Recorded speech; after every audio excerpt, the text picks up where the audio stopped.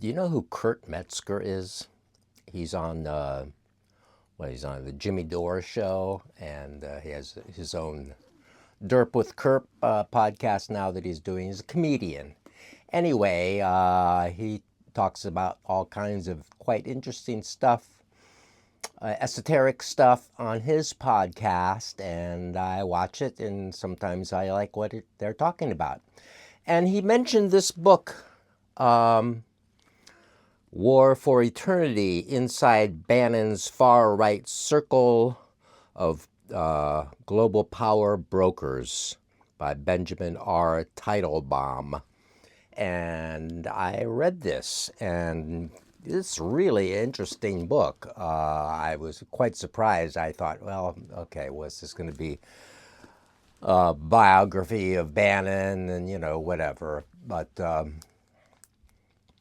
it brought me into this whole other world of stuff that I had no awareness of and was found quite fascinating. It has to do with, traditionalism, something called traditionalism, and Bannon's interest in traditionalism.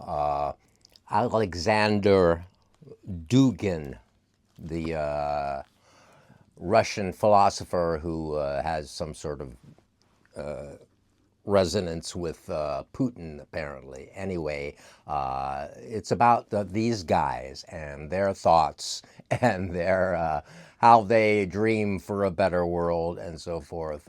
So it is really, really quite fascinating, and a lot of he interviews and goes into a lot of right wing people. And the thing about him is he's not a Mr. Teitelbaum is a ethnographer. Is that what the he is someone who studies. He's a music guy. He studied music, folk music of Sweden, I guess where he's from, and so he this ethnography, which is his field, is how you get close to people who you're studying instead of like anthropology, where you're kind of over here and keeping yourself apart. With ethnography, you are in there with them, and you are becoming their friends. You are learning from them from a much deeper way about what they are all about. And in this case, I suppose it could be a hazard in the type of people that he is dealing with. I listened to a couple of podcasts with him on at work while I was reading this, and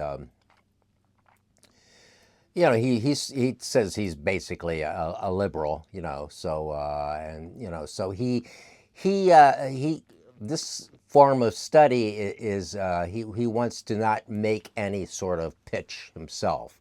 He does not want to have a dog in this race particularly. He just wants to study. This is not activism. He's not studying them in order to call them out. He's not studying them in order to criticize them. He's studying them just to give us a picture of what is actually going on within this world, and that's what he does in this book. And I thought it was fascinating. I mean, he meets. He meets right-wing publishers. He goes all around the world to these different kinds of places. And anyway, what the core of the whole thing is that during this one moment of Bannon in the White House with Trump, there was this idea among this group, this really esoteric, kind of very fringe group of far right intellectuals, that this is going to be the moment of that traditionalism can come to the fore, and with Dugin in Russia, and Bannon close to Putin, and Bannon in Washington close to Trump. we were going to have these two leaders who were going to be influenced into this traditionalism thing, which is going to move into a more traditional thing. So what the whole traditionalism thing is about is just so completely dreamy. It's like the one guy who came up with it, the first guy, is that everything's in cycles, and only certain castes are leaders of each of the cycles. So there's the highest form is the priest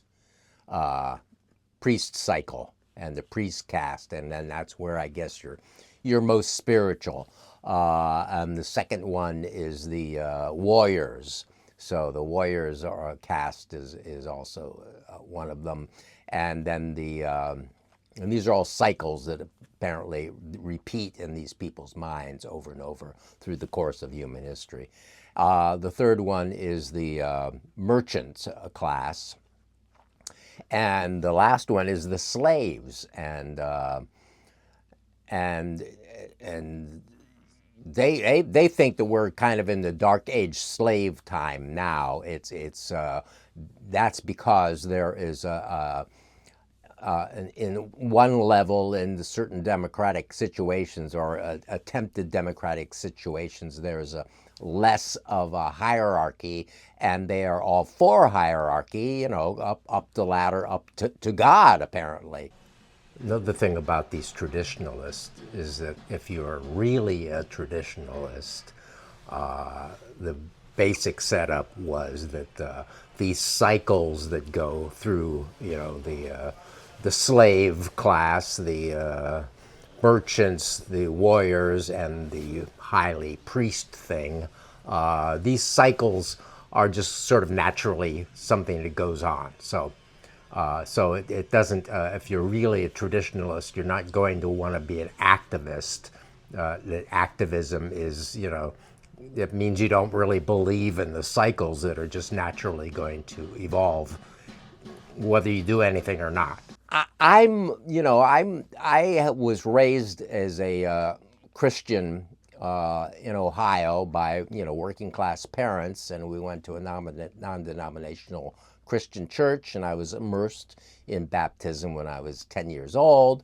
But it was not really a heavy thing at all. It was not hardcore fundamentalist church or anything like that. Kind of just sort of mildly centrist right wing, that kind of thing. But but now I'm just not affected by it at all. I'm not, I'm like, what? People still believe in God and still believe in Jesus Christ and all these things. It just baffles me. I don't understand how people can believe this stuff. But this is what these people believe. Also, they have this sort of dreamy thing about the people, like the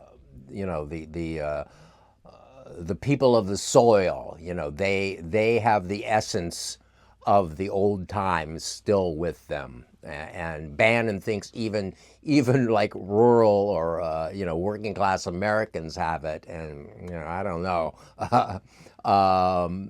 And so the idea is to somehow get to the point where these essential things in life come back, and we drop away from materialism and all this politics, and we have nationalism. They're very into nationalism. Nationalism and localism really is what it is. It's almost a sort of almost has a kind of a feel of anarcho syndicalism in a way, but they're fascist, and the first guy that came up with it had kind of racist ideas, and the newer promoters of it have all kind of backed away from the race stuff. They don't want to deal with the race stuff, but it always keeps looming up. So that's what goes on in this book, and he's a character. Benjamin Teitelbaum is a character in the book himself, because he's talking about flying off to these places to meet these people and all that. And I thought it was a really great book, and I probably might read another of his books sometime in the future. He's the next one is called Limitless. I think he's talked about in the interviews. I don't think it's out yet, but it's about the Silicon Valley right wing types. And so I'd be interested to see what he comes up with in that book, because this one was really fascinating. And going back to the Bannon times in the White House, he talks about how Bannon had problems with Jared Kushner and Ivanka, and they were the ones that were challenged him in the White House and basically forced him out, and they were the ones who wanted to go back into the warlike stuff and all that, and Bannon wanted Trump to stick to the agenda that won him the election. No, we're not going to do all these more foreign wars and all that kind of stuff. This is what won him the election, and but right away it went back basically to business as usual with the daughter and the son-in-law, who is now whatever trying to settle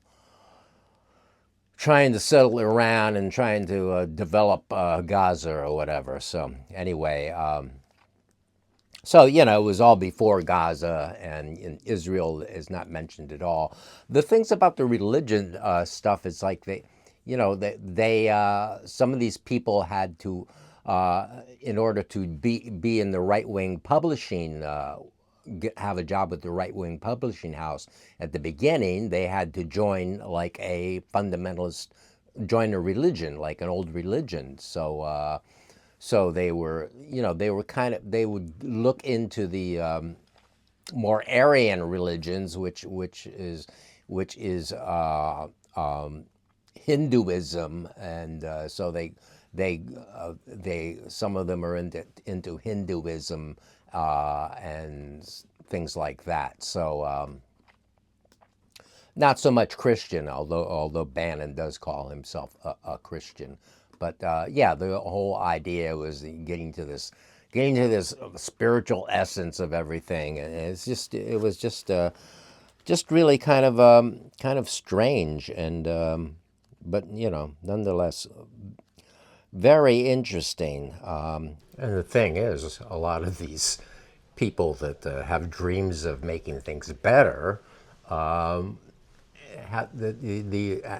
actual effect of all that is just screwing up the now, killing a lot of people, making things chaotic for whatever many years, and then goes back into some other sort of status of a different type of discontent. So all this reading I've been doing and looking around and observing humanity, it seems like humans are completely discontented, always looking for some sort of future to improve the now, some kind of way to have a better life, or dream of a life after this one that's going to be better. I'm not sure we really enjoy being alive all that much, from considering all the discontent and fighting and battling for things that goes on. I'm not convinced that humans like to be alive all that much, find it enjoyable or interesting. The New York Library has been very good in getting me the books I want these days. So I have Molly Crabapple's new book. Is that her last name? Crabapple? New book about the Jewish Bund that I'm going to read. And I also have Lionel Shriver's new novel, which I'm interested in reading. And coming to the library is that new book about JFK based on his diaries. So, Robert F. Kennedy Jr.